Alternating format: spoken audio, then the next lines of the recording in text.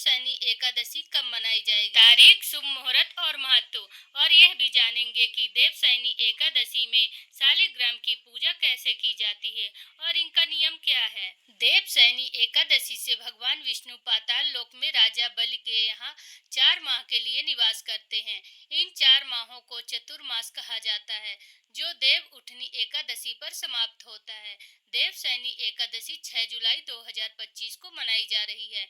चूंकि एकादशी भगवान विष्णु को समर्पित होती है, ऐसे में इस दिन श्री कृष्ण के अलावा शालिग्राम रूप में भी विष्णु जी की पूजा का महत्व होता है। क्योंकि देव उठनी एकादशी के दिन जब भगवान विष्णु निद्रा से जागते हैं तो माता तुलसी और शालिग्राम जी का विवाह संपन्न कराया जाता है। विधि विधान से उनका पूजन होता है। आइए जानते हैं देवशयनी एकादशी पर शालिग्राम जी की पूजा कैसे करें, क्या है नियम। देवशयनी एकादशी के दिन सूर्योदय से पहले उठकर स्नान करें, सूर्य देव को जल चढ़ाएं, फिर भगवान विष्णु के समक्ष व्रत और पूजा का संकल्प लें। पूजा स्थल पर गंगा जल छिड़क कर उसे साफ करें। पूजा की चौकी पर पीला कपड़ा बिछाएं और उस पर शालिग्राम को विराजमान करें। शालिग्राम जी का पंचामृत से अभिषेक करें, फिर शुद्ध जल और गंगा जल अर्पित करें। शालिग्राम जी को पीले वस्त्र पहनाकर उनका चंदन और आभूषणों से श्रृंगार करें। रोली, मौली, हल्दी, गुलाब, अबीर, फूल, फल, धूप, दीप, कपूर और नैवेद्य आदि पूजन में शामिल करें। केला, पंचमेवा, पंजीरी, पंचामृत में से किसी भी व्यंजन का भोग जरूर लगाएं। इसमें तुलसी दल जरूर शामिल करें। ओम नमो नारायणाय मंत्र का जाप करें। देवशयनी एकादशी कथा पढ़ें और आरती के बाद पूजा में हुई गलतियों के लिए क्षमा याचना करें। इस दिन ब्राह्मण और जरूरतमंदों को दान जरूर दें। अगले दिन व्रत का पारण करें। इन नियमों का ध्यान रखें। शालिग्राम महाराज पर कभी भी अक्षत नहीं चढ़ाने चाहिए, शास्त्रों में इनकी मनाही है। लेकिन अगर आप ऐसा कर रहे हैं तो चावल को हल्दी से पीला रंग से रंगने के बाद ही अर्पित करें। तुलसी के बिना शालिग्राम जी की पूजा अधूरी मानी जाती है। जिन घरों में शालिग्राम जी की पूजा होती है वहां तामसिक भोजन ग्रहण नहीं करना चाहिए, इससे दोष लगता है। घर में सिर्फ एक ही शालिग्राम की शिला होनी चाहिए। एकादशी पर शालिग्राम जी की पूजा का लाभ, मनुष्य के सारे रोग और संताप नष्ट हो जाते हैं और वे सुख समृद्धि प्राप्त करते हैं। घर परिवार में अशांति और कलह दूर होती है। कहते हैं जहाँ भगवान शालिग्राम जी की पूजा होती है वहाँ श्री हरि विष्णु जी के साथ साथ महालक्ष्मी भी निवास करती हैं। तो आइए जानते हैं देवशयनी एकादशी का शुभ मुहूर्त, महत्व और दिन। देवशयनी एकादशी को आषाढ़ी एकादशी, पद्म एकादशी और हरिशयनी एकादशी के नाम से भी जाना जाता है। इस बार देवशयनी एकादशी का व्रत 6 जुलाई 2025 दिन रविवार को रखा जाएगा। हिंदू पंचांग के अनुसार आषाढ़ मास के शुक्ल पक्ष की एकादशी तिथि को हर साल देवशयनी एकादशी मनाई जाती है।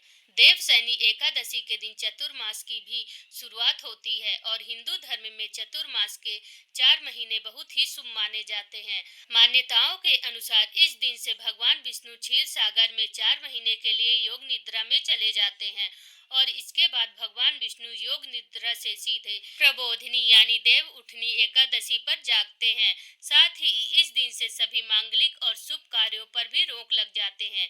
देवशयनी एकादशी क्यों मनाई जाती है? देवशयनी एकादशी वैष्णव और भगवान विष्णु के भक्तों के लिए बहुत धार्मिक महत्व रखती है। यह प्रसिद्ध जगन्नाथ रथ यात्रा के ठीक बाद मनाई जाती है और चातुर्मास की शुरुआत होती है।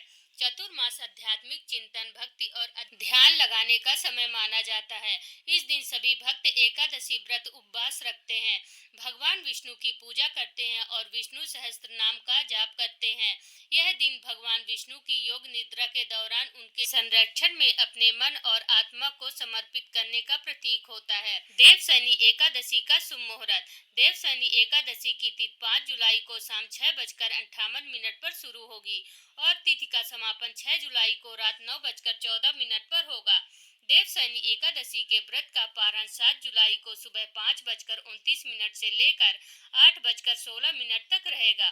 देवशयनी एकादशी की पूजा विधि। इस दिन रात को विशेष विधि विधान से भगवान विष्णु की पूजा करें, फिर उन्हें पीली वस्तुएं विशेषकर पीला कपड़ा अर्पित करें।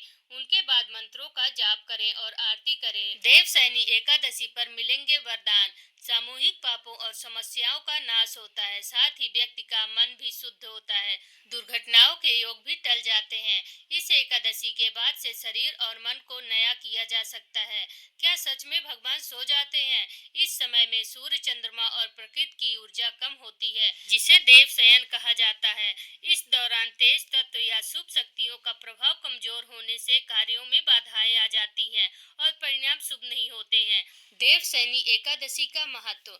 इस दिन से भगवान विष्णु क्षीर सागर में तथा भागवत पुराण के हिसाब से पाताल लोक में शयन करते हैं और फिर प्रबोधिनी एकादशी यानी कार्तिक शुक्ल एकादशी को जागते हैं। इन 4 महीनों को देवताओं का विश्राम काल कहा जाता है। इस दौरान मांगलिक कार्य अर्थात विवाह, गृह प्रवेश, यज्ञ, हवन आदि मांगलिक कार्य वर्जित होते हैं।